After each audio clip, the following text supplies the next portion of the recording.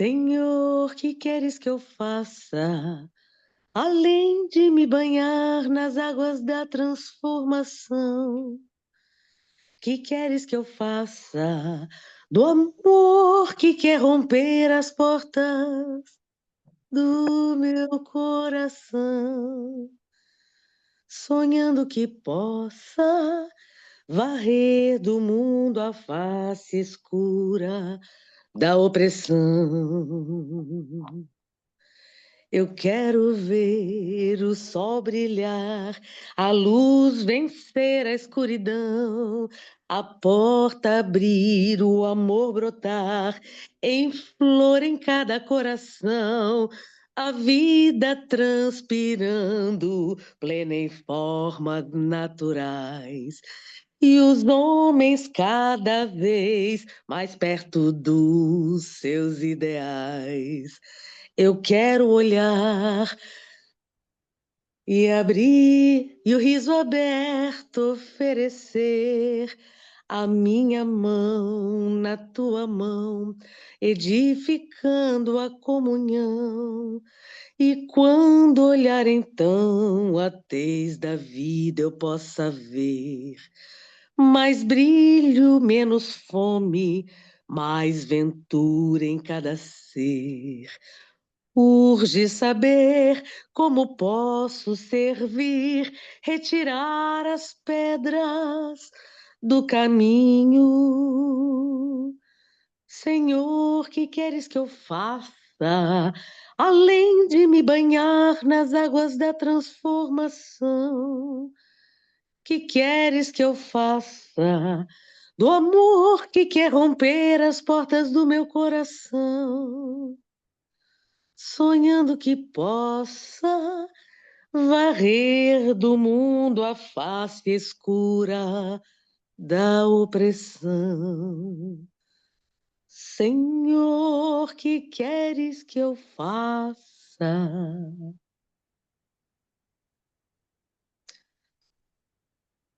Quando uma tristeza tocar seu coração, não se desanime, cante uma canção e lembre que lá em cima você tem alguém que lhe quer muito bem, muito bem, muito bem.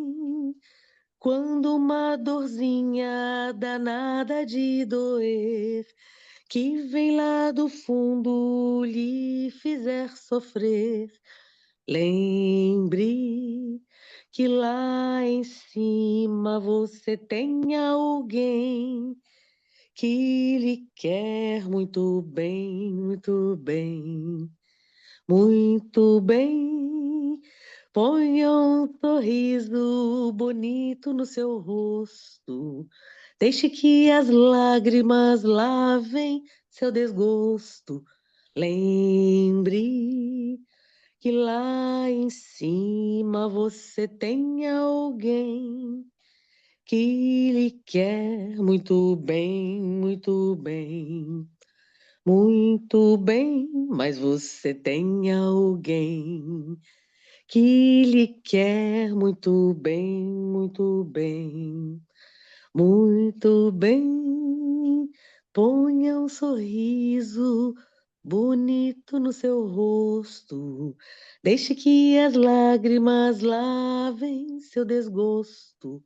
Lembre que lá em cima você tem alguém que lhe quer muito bem, muito bem, muito bem, mas você tem alguém que lhe quer muito bem, muito bem, muito bem, você tem alguém.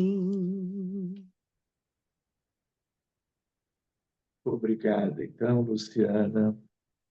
E assim nós já vamos podendo começar a semana com mais um capítulo, mais uma etapa do nosso estudo habitual sobre a mediunidade, nos colocando sempre à disposição dos amigos espirituais, procurando uma atitude de doação fluídica durante todo o encontro de hoje também, haja vista tanto trabalho que os amigos espirituais têm no sentido de ajudarem a milhões e milhões de necessitados mundo afora. Que possamos agradecer a todos os amigos ou benfeitores, anjos de guarda e também espíritos de uma elevação ainda maior, para que nos envolvam, como também todos aqueles que fazem parte do contexto de nossas vidas na encarnação atual. Então, com muita gratidão a Jesus e a todos aqueles da falange sagrada, nós vamos dando prosseguimento aos conteúdos da apostila sobre a mediunidade. Muito obrigado a vocês, muito obrigado a todos e que assim seja. Então, meus amigos, só para recordar, nós começamos o tema número 5 deste módulo número 3 na semana anterior. O nome do capítulo é Atendimento aos Espíritos que Sofrem. E aí nós vimos esse início e vimos o item 1. Qual é o item 1? Espíritos portadores de graves desarmonias espirituais. E hoje nós seguimos, a partir da página 197, buscando o item 2 e vamos adiante. Perseguidores e obsessores endurecidos. São espíritos imperfeitos, bastante conhecidos nas reuniões mediúnicas sérias e instrutivas. Todos eles são espíritos que sofrem, ainda que não admitam, e ao mesmo tempo fazem sofrer, pois se comprazem no mal e ficam satisfeitos quando encontram ocasião de praticá-lo. Na escala espírita sugerida por Allan Kardec, são denominados espíritos impuros, são os de terceira ordem. Então, vamos ver os detalhes ali. São inclinados ao mal do que fazem o objeto de suas preocupações, por incrível que pareça. E são bilhões na Terra. Boa parte vive suas encarnações atuais. Outra boa parte estão desencarnados, consorciados com os encarnados que lhes dão guarita, de tal maneira que outros estão funcionando em qualquer país do mundo como espíritos obsessores. Obsessores de indivíduos, de famílias, de instituições, de países e, num certo aspecto, do mundo todo. São inclinados ao mal do que fazem o objeto de suas preocupações. Como espíritos, dão conselhos pérfidos, insuflam a discórdia e a desconfiança e se mascaram de todas as formas para melhor enganar. Apegam-se às pessoas de caráter bastante fraco para cederem às suas sugestões, a fim de induzi-las à perdição, satisfeitos por poder retardar-lhes o adiantamento, fazendo-as sucumbir às provas por que passam. A trivialidade e a grosseria das expressões neles como nas dos homens encarnados, é sempre indício de inferioridade moral, quando não intelectual. Suas comunicações revelam a baixeza de seus pendores e se tentam enganar, falando com sensatez, não conseguem sustentar por muito tempo o papel e acabam sempre por trair sua origem em algum momento. Alguns povos os transformaram em divindades maléficas. Outros os designam pelos nomes de demônios, maus gênios, espíritos do mal. São flagelos para a humanidade, aliás, o maior de todos. Seja qual for a categoria social a que pertençam, e o verniz da civilização não os livra do opróbrio, que significa desonra, degradação, e da ignomínia, a desonra extrema. Os obsessores podem ter ou não ligações pretéritas com o encarnado que obsedia, cuja perseguição assemelha-se à ação de predadores que agem sob o impulso da vingança e do ódio. Durante o atendimento na reunião mediúnica, revelam-se inflexíveis e com escassa manifestação de piedade. Os integrantes do grupo, sobretudo o dialogador e o médium, precisam saber tratá-los com firmeza, aliada à bondade, não se deixando enganar pela esperteza de suas argumentações, porque, na verdade, são criaturas extremamente infelizes, que vagueiam pelas paragens de dor e de sombra existentes no plano espiritual, eu diria, inferior, ferindo e sendo feridos, escarnecendo e sendo escarnecidos. Caso o espírito permaneça irredutível depois de todas as tentativas de auxílio doutrinador, e se mantém em sintonia com os benfeitores espirituais, pode propor-lhe intuitivamente rever os acontecimentos à época em que eles ocorreram. Os trabalhadores da equipe espiritual induzem o comunicante a regredir no passado, atuando no centro da sua memória integral, cujas lembranças aí existentes poderão ser projetadas numa tela fluídica denominada condensador ectoplásmico. Trata-se de um equipamento semelhante a uma gaze tenuíssima, com dispositivos especiais, medindo por inteiro 1 metro quadrado, aproximadamente. Aulus, orientador citado no livro Nos Domínios da Mediunidade, informa a utilidade desse aparelho.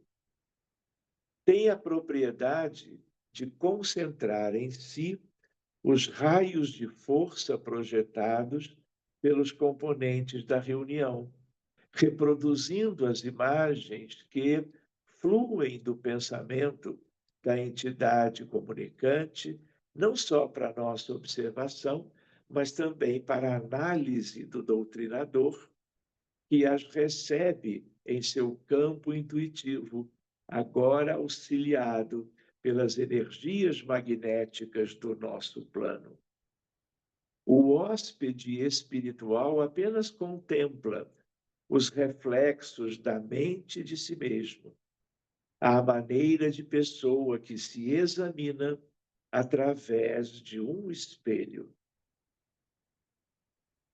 Os participantes do grupo mediúnico devem manter-se atentos a certas técnicas obsessivas utilizadas pelos obsessores, como a hipnose, associada ao uso específico do magnetismo.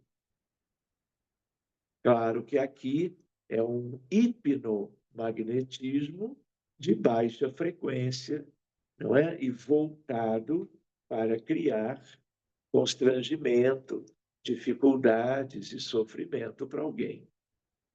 Há no plano espiritual poderosos magnetizadores e hipnotizadores que, para obter domínio sobre as vítimas, manipulam os sentimentos de culpa e de remorso guardados no íntimo dos seus perseguidos em decorrência das ações infelizes cometidas no passado.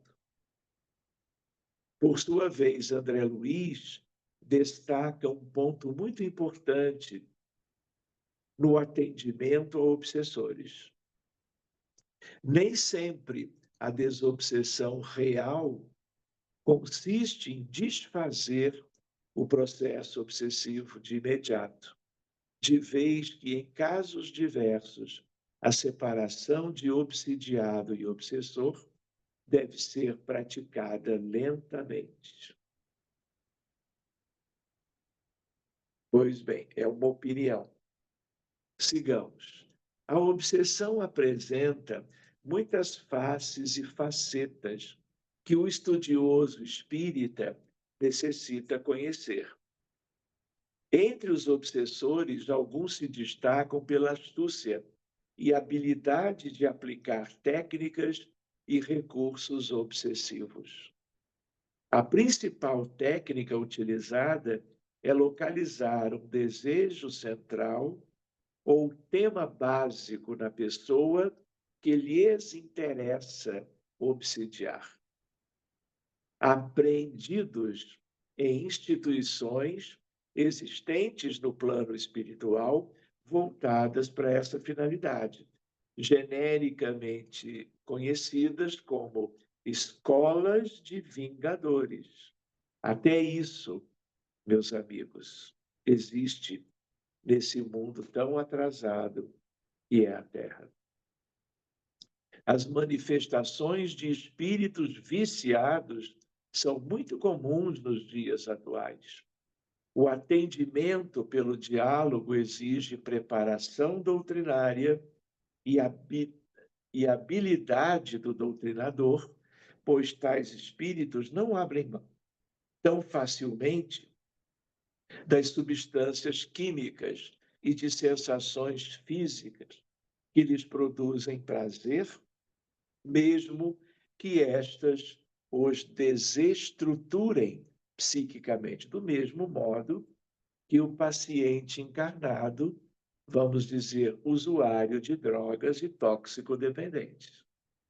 Acontece com os dois, nos dois planos da vida.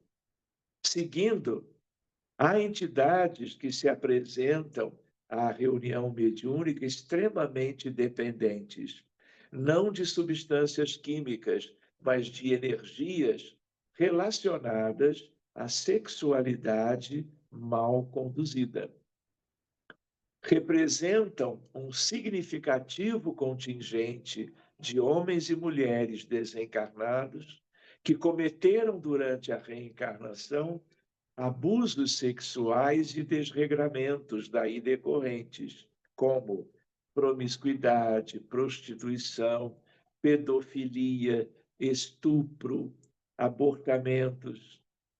Vale a pena, talvez, nos lembrarmos, né, de que, observando esse início de parágrafo, dá uma ideia do quanto espíritos com essas dificuldades são hoje, no mundo inteiro, encarnados e funcionam como obsessores encarnados, dando vazão a essas suas dificuldades no dia a dia da vida humana, nos relacionamentos interpessoais. E não falta aqueles que os manipulam também, ampliando a sua condição de criar essas dificuldades todas para si, mas ao mesmo tempo para todo mundo à sua volta. Após a morte do corpo físico, arrastam consigo no além-túmulo os efeitos de suas ações e, voltando-se para os encarnados, a eles se mantêm jungidos, produzindo lamentáveis quadros de desolação e dor. Não esquecendo também que o planeta Terra é um grande hospital de almas, de espíritos. As consequências dos próprios atos nem sempre se manifestam de imediato. Por isso, são mais comuns em reencarnações posteriores, quando se apresentarão à arena terrestre, como quando se apresentarão à arena terrestre como vítimas da mutilação congênita, da alienação mental, da paralisia, da senilidade precoce, da obsessão enquistada, do câncer infantil, das enfermidades nervosas de variada espécie, dos processos patogênicos inabordáveis e de todo um cortejo de males decorrentes do trauma perispirítico que, provocando desajustes nos tecidos sutis da alma, exige longos e complicados serviços de reparação. De certo modo, nós observando, não é, a realidade que temos hoje, nós ficamos imaginando quanto trabalho nos centros espíritas de agora para o futuro, nos muitos países onde existem centros espíritas, nós vamos precisar para cuidar de tudo aquilo que existe hoje no plano material. Quando toda essa geração atual encarnada estiver desencarnada, imaginando daqui a 50 ou 80 anos, os que não forem degradados estarão no mundo espiritual ou terão reencarnado, vivenciando as consequências do que estão promovendo atualmente. Por último, o item número 3, espíritos suicidas. Lembrando que nós estamos no Setembro Amarelo. Nem todos os suicidas são catalogados como almas portadoras de graves desequilíbrios. Entretanto, há aqueles que realmente trazem tal rotulação pelo efeito produzido no próprio psiquismo e, consequentemente, no perispírito. Genericamente, podemos afirmar que todos os suicidas são vítimas do próprio engano na tentativa de fugirem das aflições. O grau de sofrimento demonstrado pelos suicidas durante a sua manifestação mediúnica guarda relação quanto à forma e ao meio empregado para suicidar. Temos, então, os suicidas inconscientes ou indiretos e os suicidas conscientes ou diretos. Os primeiros representam a categoria dos que cometeram abusos contra si mesmos e anteciparam a desencarnação. Entre eles, encontram-se os fumantes, tabagistas, os glutões, os beberrões, os dependentes de substâncias químicas viciantes. Os segundos são suicidas que planejaram e executaram a destruição do próprio corpo físico.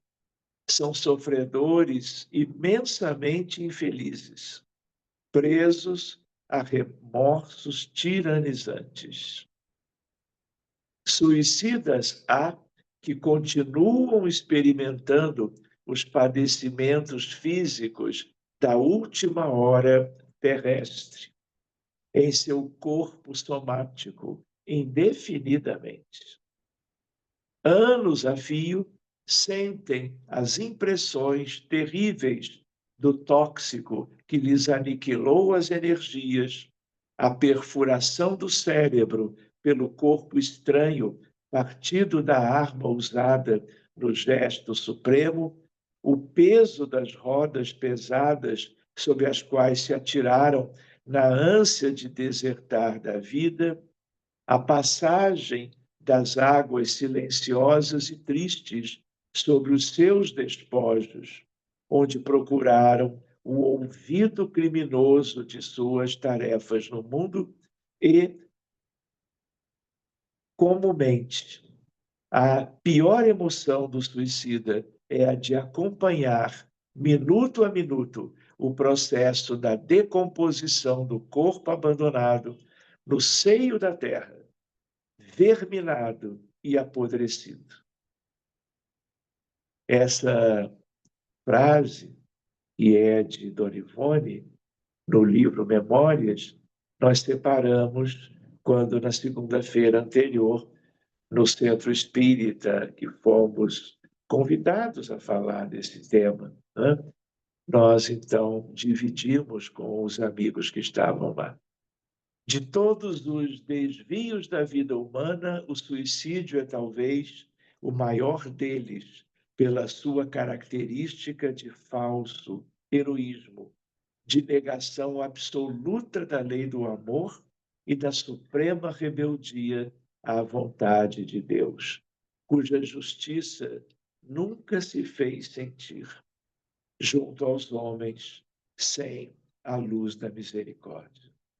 E para completarmos esse capítulo, o livro Memórias, da médium Dona Ivone, FEB, é leitura imprescindível para todos os que desejam compreender a mente e o sofrimento dos suicidas, assim como a melhor forma de auxiliá-los. Se vocês acharem válido, na segunda-feira que vem, dia 15, ou dia 22, nós podemos fazer um estudo avulso, separado da apostila, sobre esse tema, com detalhes mais amplos a esse respeito. Tá bom? Se vocês acharem válido, escrevam, né? Se não, seguimos também a apostila para o tema seguinte. Alguma dúvida? Nós podemos interromper o estudo da apostila por agora e depois fazermos nosso treinamento. A Adriana já votou que seria ótimo. Como nós somos hoje 27, precisamos chegar à metade, mais ou menos. Não é numa enquete que já começou. O Marcos também levantou o polegar. E sobre a nossa leitura de hoje, ficou alguma questão? Eu só queria lembrar, assim, recordando, não é, essa temática das duas últimas vezes, o quanto nós vamos precisar um dia trabalhar na prática, porque uma coisa é o estudo teórico, que nos dá uma base assim muito bacana para tudo. Mas a outra etapa é participarmos de reuniões mediúnicas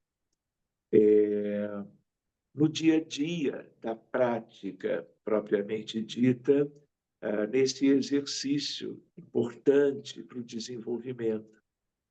Porque só mesmo você tendo essa vivência para você poder estar bem aparelhado, tanto para o trabalho como médiuns, como o trabalho dos dialogadores. Claro que esses estudos têm sido válidos e básicos, Mas um dia nós vamos encontrar uma forma de, mesmo online, podermos fazer essa atividade, haja vista todo o entrosamento, toda a familiaridade que nós temos já uns com os outros, pelo menos a nível de uma tentativa. Vamos pensar nisso para 2030, 2035, ou coisa que o valha, né, Luciana? Enfim, eu estou brincando, é só para dar para vocês uma ideia de que nós temos que pensar bem sobre isto. Mas também nada impede de tentarmos e, se necessário, voltamos atrás um pouquinho. Vamos pensar nisso e vamos consultar os benfeitores que nos supervisionam a tarefa. Tá bem? Então, alguma questão, alguma dúvida do texto, incluindo o texto da semana anterior? Doutor Sérgio, eu tenho duas perguntas. Deixa eu abrir minha câmera aqui. Josete, Duas perguntas. Eu acabei de ler o livro Missionários da Luz pela segunda vez. E uma coisa que eu gostaria que o senhor comentasse é sobre o processo de desobsessão do trabalho no centro espírita.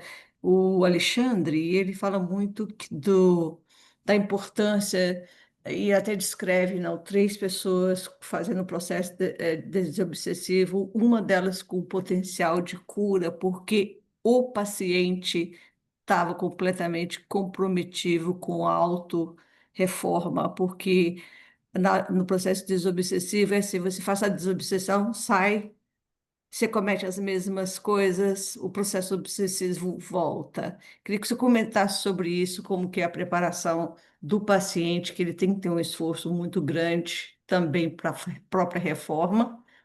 E a segunda é mais voltada à minha curiosidade, que eu sempre tive em relação à obesidade. A obesidade é considerada uma doença e uma epidemia, principalmente nos países como os Estados Unidos. E se isso é considerado como glutões ou se Bom, o senhor já entendeu minhas duas perguntas. Josete, então a primeira, você se referiu ao aspecto do preparo de cada paciente, que, por exemplo, chegou no centro espírita com alguma dificuldade, foi acolhido fraternalmente e o caso foi levado para a reunião de desobsessão. O ideal é que sempre ele seja orientado para os estudos espíritas, a leitura do livro Evangelho segundo o Espiritismo, o culto do Evangelho no lar, a vinda à instituição para assistir às palestras de instrução, receber o passe, tomar água fluidificada cada vez que ele vai a cada semana para assistir. Então, é importante que ele seja orientado, porque se não for, hoje, até os benfeitores conseguem aliviar as dificuldades encaminhando A, B ou C espíritos ligados ao tal caso. Mas se nada mudar, amanhã ou depois ele estará sintonizando com outros espíritos do mesmo jaez. Porque se ele não mudou, ele continua, ou ela, pensando do mesmo modo. E aí há uma afinidade semelhante. Então, esse aspecto, esse tipo de observação, faz parte daquilo que se deve orientar para qualquer um. Às vezes não dá, porque nem sempre as desobsessões e os tratamentos são feitos no centro espírita, como de regra sempre foram até antes da pandemia. Mas por causa dela houve uma série de adaptações e nós estamos podendo realizar reuniões em que o paciente não está presente. Às vezes o paciente nem tem ideia que está sendo beneficiado. Como é que ele vai ser orientado? Sempre que possível, qualquer sugestão nesse sentido é válido, é importante, mas nem sempre é possível. Tenda-se a isto, mas não se queira isto como um aspecto obrigatório, sem o qual o benefício não vai ser promovido, não vai ser tentado.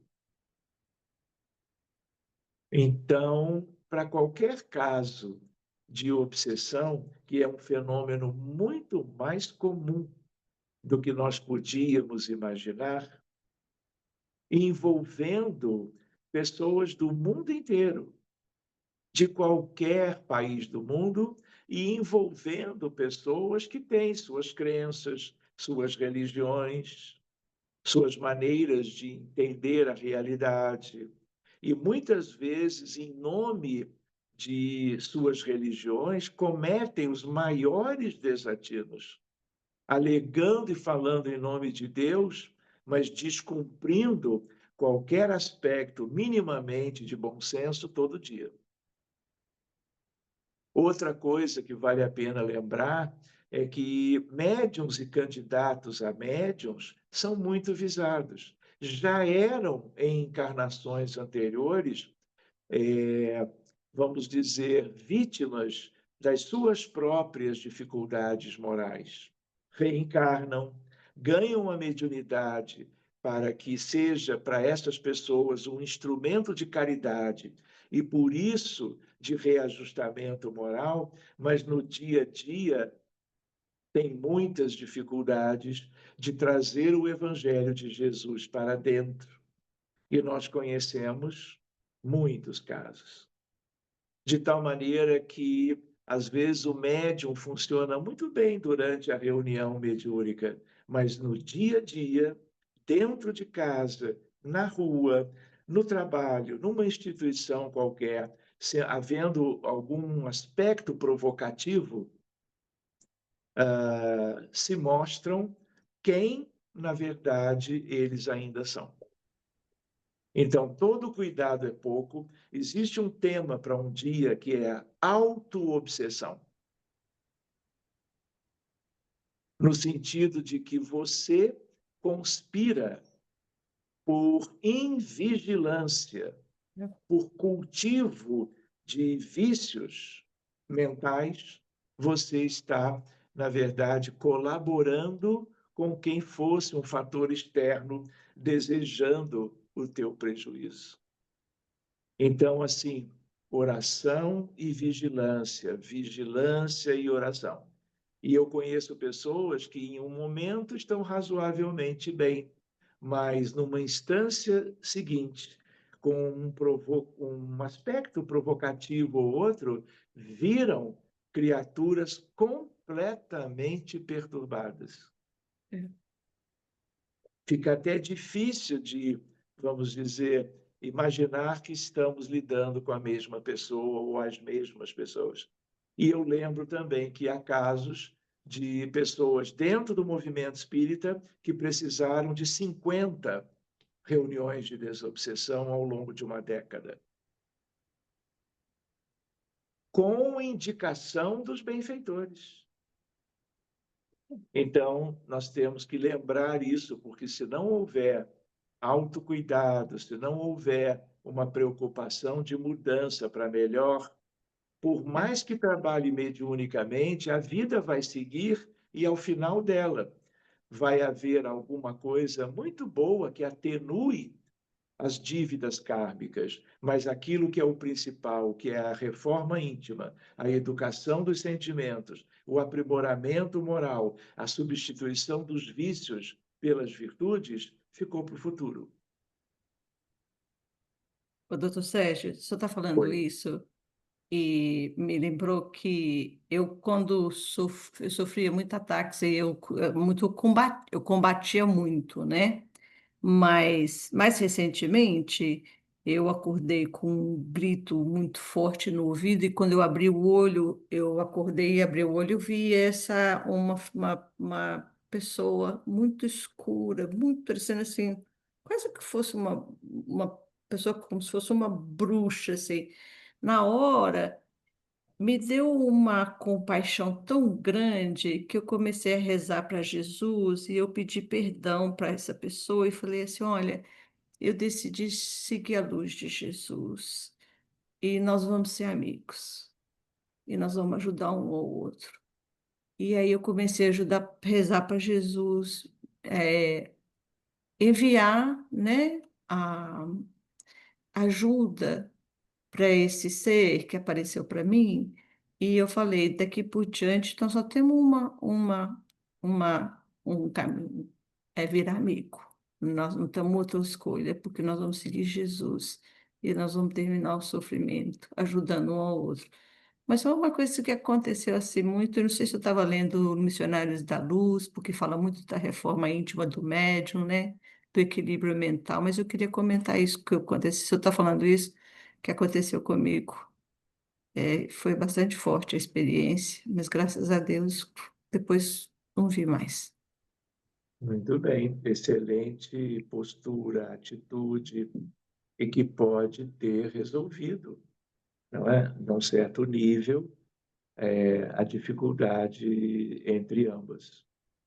Não é? Graças a Deus. Se não tivesse encaminhado bem, você ainda estaria sentindo a presença. E pode Então, ter olha sido um que leva, descuido meu também, né? Naquele claro, momento, pode ser, não precisa ser do passado, né? Pode ser de agora presente também, né? pode. Que Em igual a gente geral, tem aprendeu uma hoje. base, em geral, tem uma afinidade mais antiga, mas Tá, pode ser uma coisa recente também. tá bom. Obrigada. Tá bom, Georgette? Então, o teu Uhum. exemplo é para nós todos também, como um alerta, não é? Lembrando, né, Georgette, que você, sendo médium, você viu a entidade. Mas, curiosamente, uma grande parte vive as dificuldades, extravasa, cria problemas para os outros e para si, portanto, e não percebe uma coisa nítida que venha de fora. E aí vai entendendo que aquilo é normal, porque não enxerga uma origem externa. E aí continua, simplesmente, completamente à margem de qualquer perspectiva de resolução, libertação e algo, vamos dizer, mais duradouro, como se deveria esperar. Quanto ao glutão, quanto à obesidade, então, assim, é uma epidemia, como diabetes, como hipertensão arterial, câncer, cardiopatias. Então, há muitos problemas. A obesidade é um deles. É uma epidemia no mundo. Sobretudo, talvez o melhor exemplo, pelo número de habitantes e de habitantes obesos, Estados Unidos da América, onde há muita facilidade, onde há muito encontro de alimentos que são muito calóricos. Então, existem obesidades que têm algumas causas orgânicas, por exemplo, um hipotireoideu, alguém que faça uma doença tiroidiana com evolução hormonal, com hipotiroidismo, há uma tendência a ganho de peso, se transforma numa pessoa obesa, recebe o hormônio tiroidiano, isso tudo volta a um equilíbrio com o tempo e a pessoa perde peso, não é? Mas a glutonaria, a ponto de levar a um sobrepeso importante, especialmente a obesidade, é um problema que merece a atenção dos médicos e, às vezes, até dos psicólogos e de alguém que possa encontrar os mecanismos que estão por trás dessa tendência hoje muito grande no Brasil também e em outros lugares, de um modo geral. Você não vai ver obesidade no Nepal, na Índia, na China, de um modo geral, mas mais para o Ocidente, esse é um drama muito comum. E é considerado um problema médico, uma doença.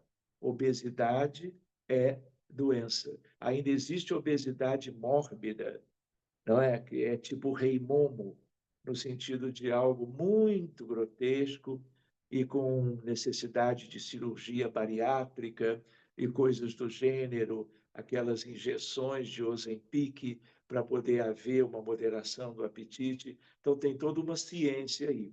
que é uma ciência do plano material, mas que tem também, possivelmente, raízes espirituais. Um tanto desconhecidas. Por exemplo, ninguém procurou, que eu me lembre, o centro espírita por obesidade em busca de tratamento espiritual. Eu nem me lembro de um caso. Portanto, eu não sei dizer o que existe do outro lado por trás disso. Mas é de se estudar. Tá Eu tenho bom, impressão, gente? desculpa, tenho Oi, impressão que Adriana. existe também, sobre essa coisa da obesidade, um pouco de ansiedade, depressão, que são coisas que estão muito, agora, estão muito prevalentes, né, na nossa sociedade, principalmente na sociedade ocidental. Talvez isso possa explicar um pouco que as pessoas derivam muito para a comida, né? Muita facilidade de... As pessoas não levantam mais para fazer as coisas, né? Agora tudo na mão, controle remoto, essas coisas todas, e eu noto que as pessoas estão muito, muito ansiosas, às vezes deprimidas, e aí começam a comer demais, enfim. Você não vê isso nos povos no Japão e tudo. São pessoas que costumam até meditar mais e costumam derivar a ansiedade para outras coisas. E aí, Adriana, diante do que você trouxe, vale a pena considerar que ansiedade e depressão são transtornos mentais ligados, claro, à área da psiquiatria e que merecem os cuidados. Mas por trás de ansiedades e depressões existem obsessões. Muito. E aí repara como as coisas se misturam. E daqui a pouco uma coisa que é nitidamente mental, espiritual, é acompanhada de problemas médicos, clínicos, problemas ortopédicos, reumatológicos, cardiovasculares, por causa de uma obesidade mais importante. Uma coisa mexendo com a outra, levando a outra. Então, por isso que o médico, né, Adriana, já visto o encontro de hoje à tarde, na verdade, hoje pela manhã, até o início da tarde, não é? Vários colegas participando sobre uma visão espiritual de questões ligadas à medicina. Essa é uma tendência, né?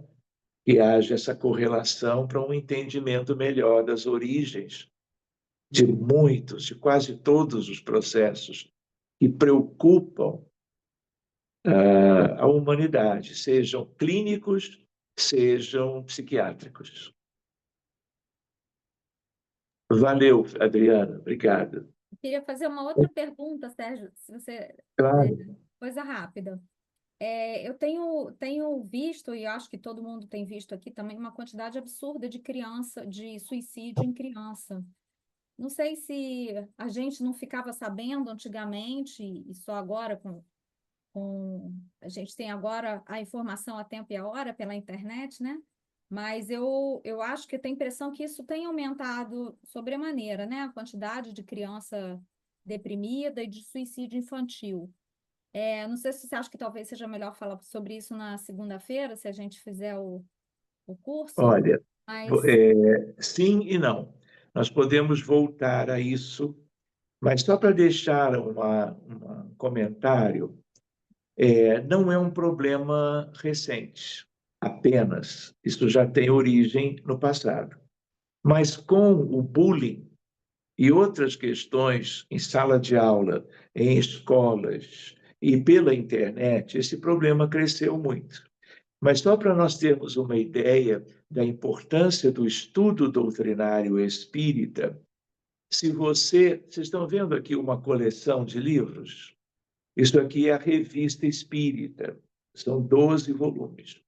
Se você pegar o volume de 1866, abril de 1866, você vai ver Allan Kardec comentando isso há 159 anos atrás, 1866. Você vai ver que a transição planetária é identificada no futuro, mas já por um espírito comentando, quando o número de transtornados mentais for uma coisa muito diferente do que daquela época. E é exatamente esse tempo. E na mesma mensagem, você vai ver que ele diz assim: até suicídios de crianças. Então, naquela altura, aqueles espíritos de maior elevação deixaram para nós, já há um século e meio, que as crianças também acabariam pondo fim às suas próprias vidas, pelos mais variados fatores. Tudo isso denotando os males morais da humanidade, dos que incitam a perda das vidas e daqueles que têm uma fragilidade, uma limitação, uma predisposição para, por falta de recursos íntimos, acabarem pondo fim à própria vida, ainda na infância e na adolescência. Então, eles já anteviam isto e colocam o suicídio das crianças como uma indicação da época, vamos dizer, super preocupante, de uma transição em uma coisa muito grave, que é o que nós estamos vendo agora. Tá bom? Então, vamos nos preparando para outra parte? Dá para fazer uma pergunta muito rápida relativamente à desobsessão?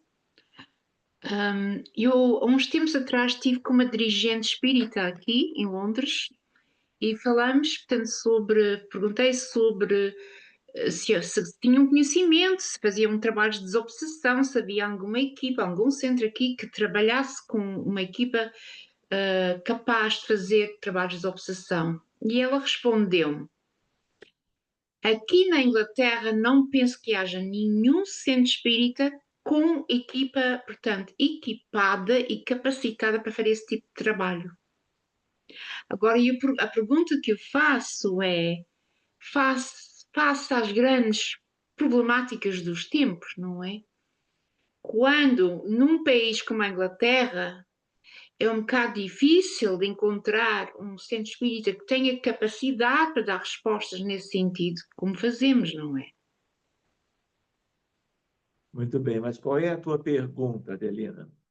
A minha pergunta é como fazer, portanto, relativamente aos trabalhos de desobsessão, face às necessidades prementes dos tempos, num país que não tem equipas de médiums capacitados para fazer esse tipo de trabalho.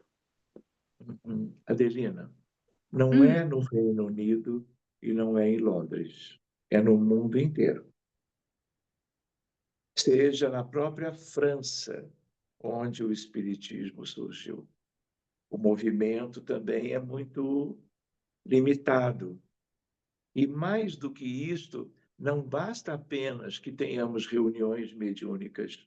Elas têm que ser reuniões mediúnicas capacitadas para atender casos de certa natureza.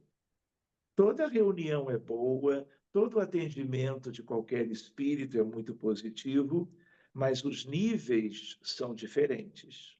Então, Adelina, isso é um problema para muito longo prazo. Nós temos procurado estar, aliás, em vários lugares, assim, já estivemos tentando trabalhar com equipes locais, também com esse objetivo, atender casos locais, mas deixar uma sementinha sobre o modus operandi. Mas as dificuldades são muito grandes, as trevas estão por todo lado, inclusive agindo dentro do movimento espírita, encontrando limitações doutrinárias múltiplas, o que dificulta o avanço dessas necessidades que deveriam ser implantadas em toda parte. Então, dona Adelina, eu vou brincar agora, não é? Eu já comentei com a senhora, conversa para que nós possamos fazer um pequeno périplo para trabalhar essa questão em Londres e em qualquer cidade do Reino Unido. É uma sementinha válida, dentre tantas outras, que a doutrina espírita desenvolve a bem do progresso de qualquer nação do mundo. Queridos, agora já são 8 horas. Então, nós vamos fazer algo mais simples. Nós vamos propor que tenhamos 15 minutinhos para as tentativas e o treino da psicografia.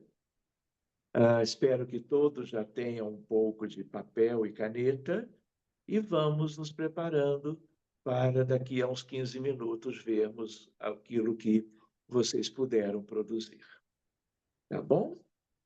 Então, tenham consigo as águas e nós vamos pedindo aos benfeitores que, a partir desse momento, nós possamos exercitar a nossa sensibilidade. Que todos aqui presentes façam isso. Não durmam. Estejam atentos e fazendo o exercício, porque essa que é a ocasião. Tá bom? Combinado?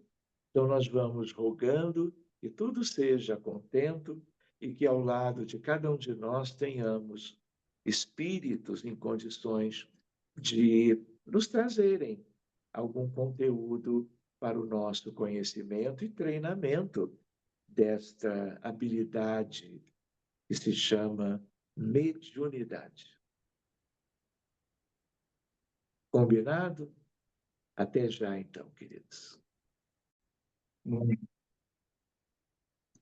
Muito bem, meus amigos. Como é que foram? Tudo bem? Espero que sim. Temos uns minutinhos. Alguém escreveu hoje qualquer coisa? Sei. Luciana, então, por favor.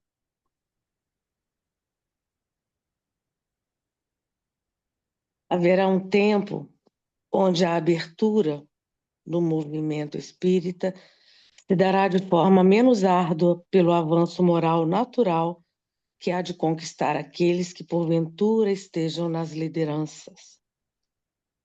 A lide espírita é vital para a humanidade e cada um de nós.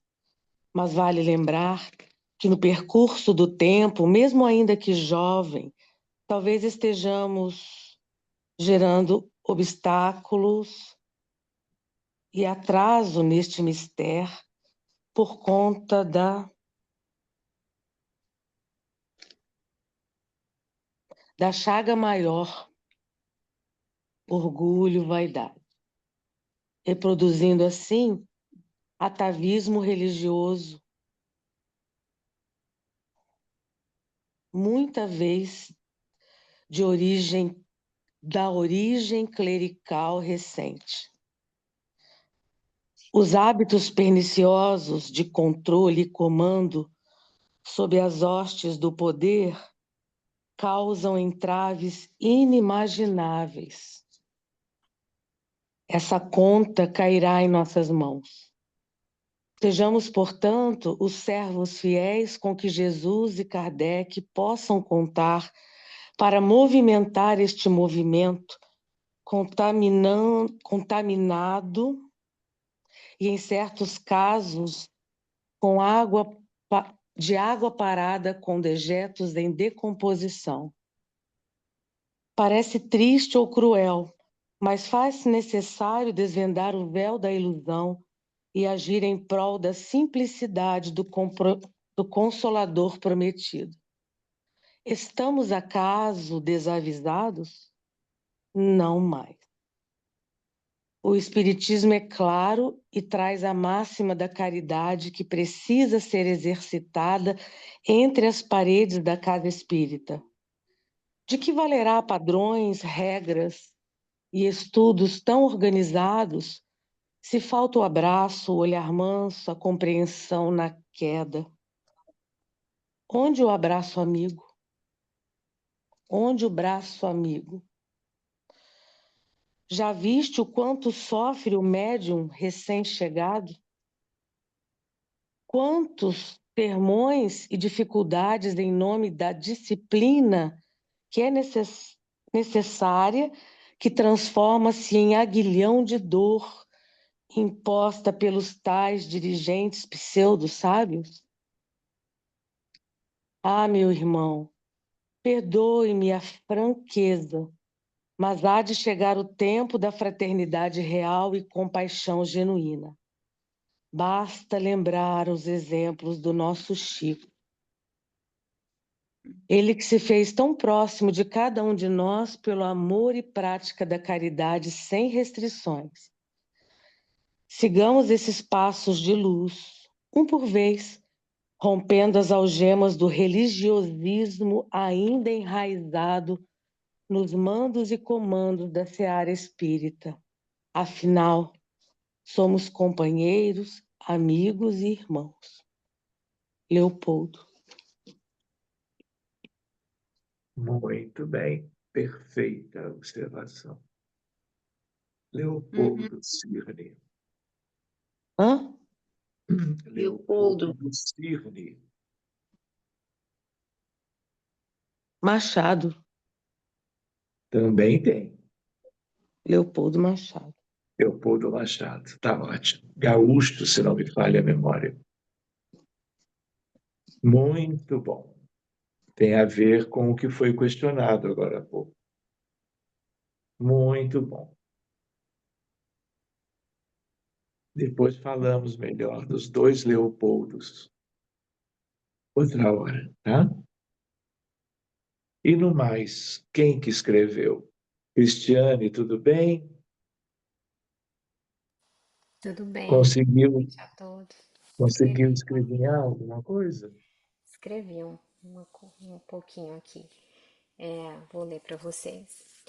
Diante dos dias escuros que vivemos, nas almas milenárias que somos, busquemos a luz do Cristo a clarear os caminhos pedregosos que enfrentamos. O ensinamento esclarece, mas a vivência pacifica.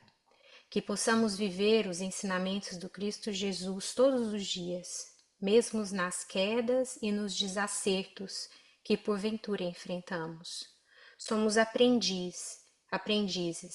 O aprendiz estuda, pratica, erra e acerta, mas que tenhamos humildade de reconhecermos-nos nesta capacidade, com o alvo de sempre buscar o melhor para os outros e nós mesmos.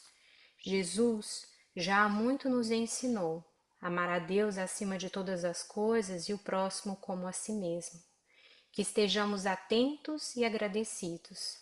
Que sigamos com o coração aberto a amar, a cuidar, a aprender e ensinar.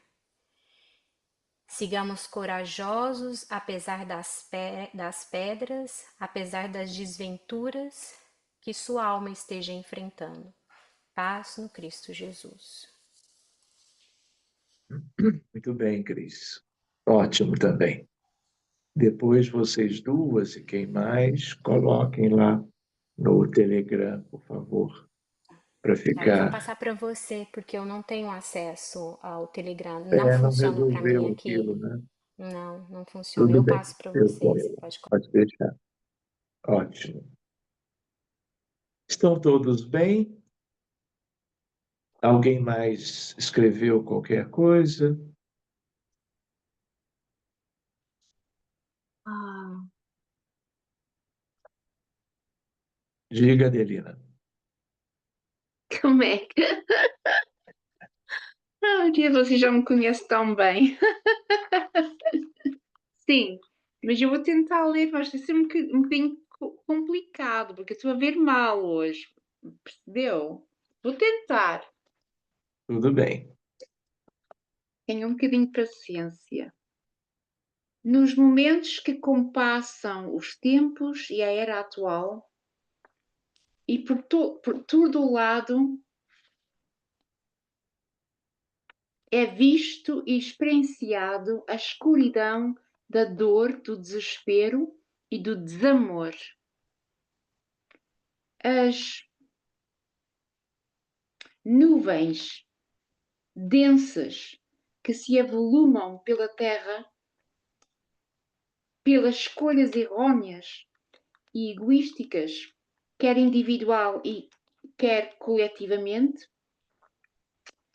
desta nossa humanidade terráquea, requer maior dispersão das luzes que as possam dissipar, dando lugar gradativamente aos corações dos homens, nos corações dos homens, aos brilhos angélicos, sim, que de um provir venturoso, alicerçado no amor divino do Mestre Jesus e no Pai Criador, eternamente amoroso, fiel nessa sua dádiva generosa e misericordiosa. Vejamos a escuridão como o átrio ou a antecâmara onde se burila as joias da alma em todo o seu esplendor de amor, concórdia e harmonia. E com o tempo, as arestas das nossas almas serão buriladas no bem. Olha, não consigo ler. Sim, assim. Serão buriladas no bem, portanto, fazendo desaparecer para dar abertura, desaparecer a escuridão, acho eu, para dar abertura ao mundo venturoso, sintonizado com o bem maior e com o seu divino Criador. Avancemos nos labores da salvação, redenção e resgate, sob o estandarte do amor, da misericórdia e do perdão. Desculpe. Aqui, deste lado, vindos do país da luz, trazemos a luz das estrelas para vos confortar neste intermentes. Com gáudio e amor, por sermos irmanados pela vontade do bem-fazer e do bem-ser, estendemos os nossos braços num aperto fraterno em Jesus, arauto do amor e da paz.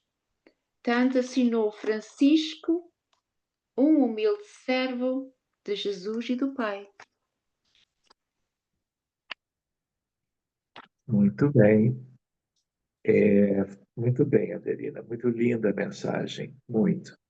Depois Obrigada. corrija qualquer coisa e leva lá para o Telegram para todo mundo reler. Tá bom? Tá bom. No mais, estão todos bem. Vamos pedir para a Luciana, antes que ela adormeça, que ela cante uma musiquinha para nós encerrarmos, então, o nosso encontro tão produtivo desta segunda-feira. Luciana, por favor.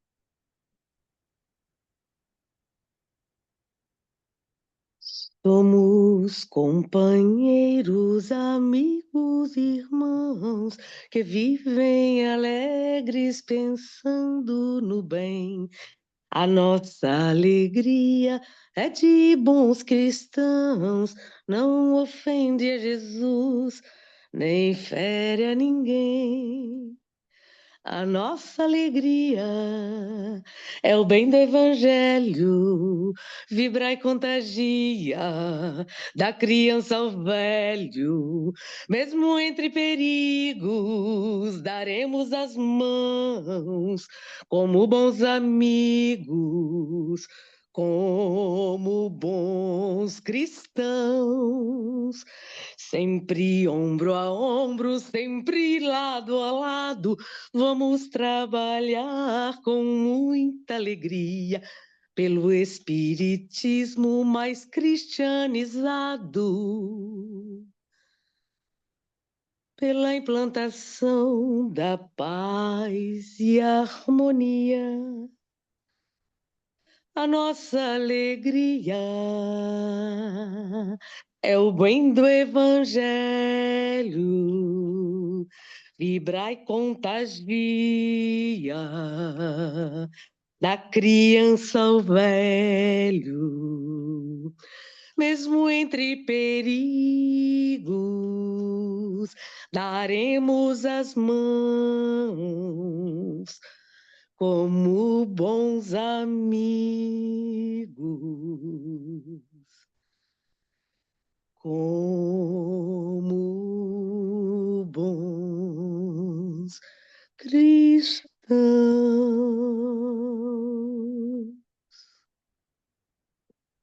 Obrigado, Luciana. E com esta última música, nós vamos agradecendo a todos os amigos que estiveram nos sustentando, amparando, inspirando durante o estudo de hoje, trazendo também, logo a seguir, mensagens tão bonitas. Que tenhamos uma boa semana e no dia 15 de setembro, se Deus quiser, já estaremos novamente por aqui. Combinado? Então, uma boa noite para todo mundo. Cuidem-se muito bem. Boa noite.